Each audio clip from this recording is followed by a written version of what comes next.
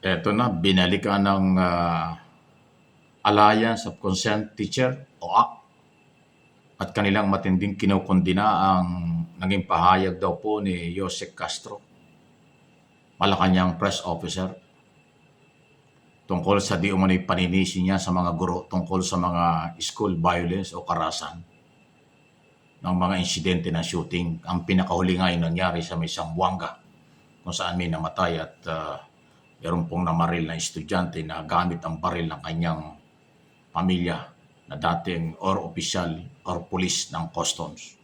Wow! Ito, pakinggan po ninyo ito report. Ni Palace Press Officer Undersecretary Claire Castro kahapon na tila paninisi sa mga teacher hinggil sa nangyayaring karahasan ngayon sa mga paaralan sa bansa. Sa press conference kahapon, nabanggit ni Yusek Castro na may mga pagkakataon na niya na mismong ang mga guro pa ang kung minsan ay nagtuturo sa mga estudyante ng kawalang galang sa mga nakatatanda. Wow!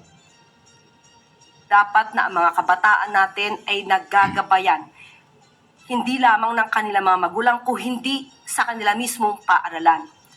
Minsan na po natin nakita, mismo ang ibang mga guro ay lumalabag sa ganitong klase ng moralidad. Sila minsan ay nagtuturo sa kanilang mga estudyante kung papaano maging walang modo, lalo-lalo na sa mga nakakatanda or sa mga ibang tao. At Para hindi- sa Alliance Ganon? Meron bang teacher na ganon na tinuturo? Saan kaya hinugot at kinuha ni Jose Castro yan? Kaya tuloy itong act ay nag-react. Alyansa ng concerned teacher.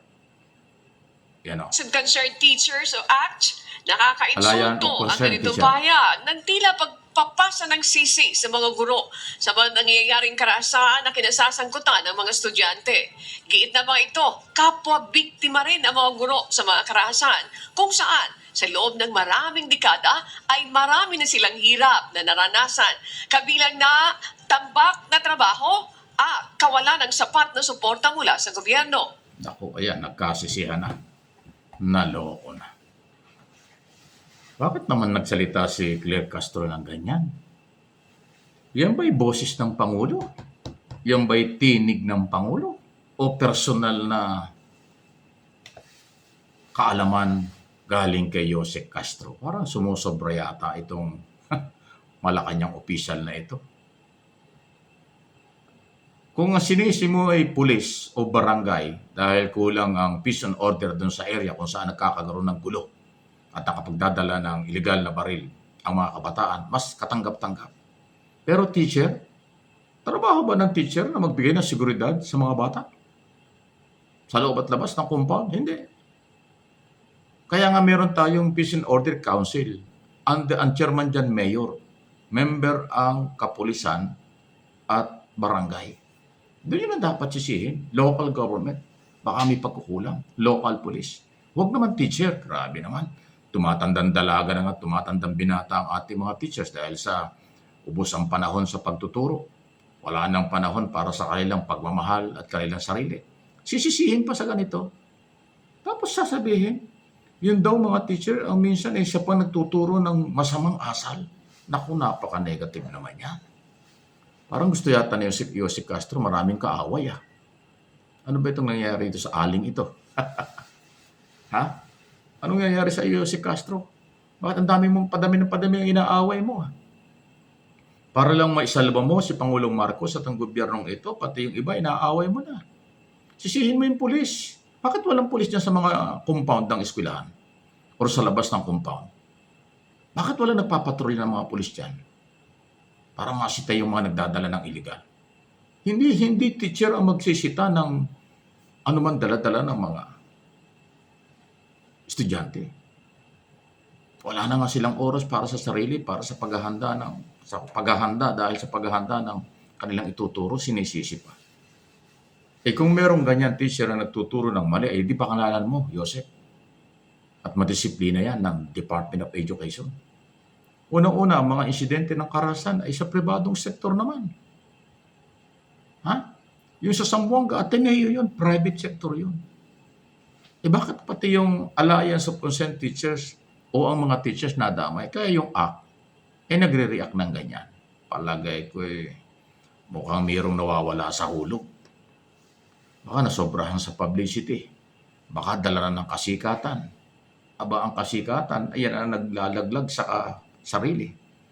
Pag ang kasikatan, hindi mo pinigil at inabuso mo yan din nasisira sa inyo. Tagapagsalita lang Bakit naninira pa? Kaya again, tinatanong ko, yung bang mga sinasabi ni Jose Castro, yan ba yung boses ni Pangulong Marcos? O sarili niyang opinion, interpretation, analysis, at iba pa, observation? Aba, hindi yata trabaho yan ng spokesperson. Hindi yata trabaho yan ng Malacanang press officer, pasintabi na. Sa susunod na mga issue, atin hong tatalakayin yan.